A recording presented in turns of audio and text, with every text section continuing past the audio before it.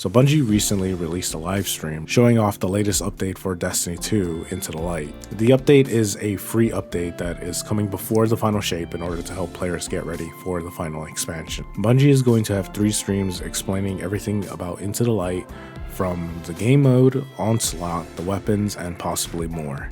The new mode coming with Into the Light will be called Onslaught. If you're looking at the gameplay right now, you can basically tell that it is Destiny's version of its own Horde mode.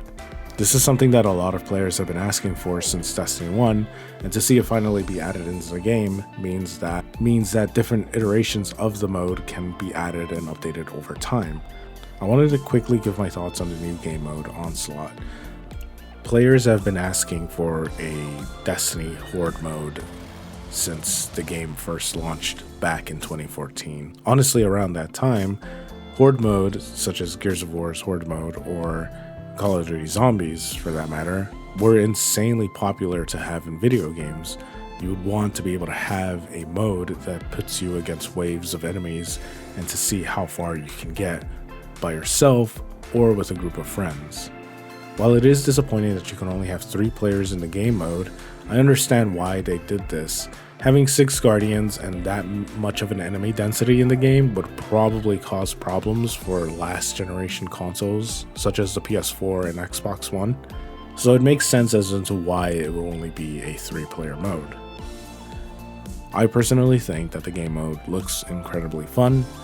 I have never really been against any sort of like wave gameplay or anything like that, as long as I think it could be fun in the long run for multiple runs and replayability and that sort of thing. At the moment, Bungie has claimed that there is at least more than 1 map. If I had to guess, that there would probably be 3 maps in total, and then maybe in the future they can update it to be in different locations or planets or anything. At the moment, there's only 2 enemy factions, I believe, which I find very strange considering that you could have the Cabal still play a part in, this attack. Having only the Elixni and the Hive seems very strange considering that Callus's Legion is still present as an enemy faction for the Witness. Bungie didn't really get the chance to talk about rewards for this game mode, but we did see the Midnight Coup return during the gameplay. Supposedly Blast Furnace and Hammerhead from the Black Armory are going to be coming back, but we'll be learning more about that on the 2nd stream.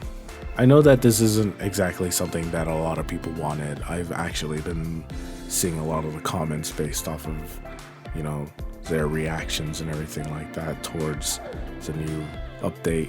And you have to remember that this is essentially free, and it's nowhere near going to be the same level as, say, something like the 30th anniversary collection, where we had a new dungeon, a new 6-player activity, a new social space. Obviously, with the 2nd and 3rd updates, or streams rather, we'll be able to see more about what the update has to offer, as I don't really think it'll just be, weapons and armor.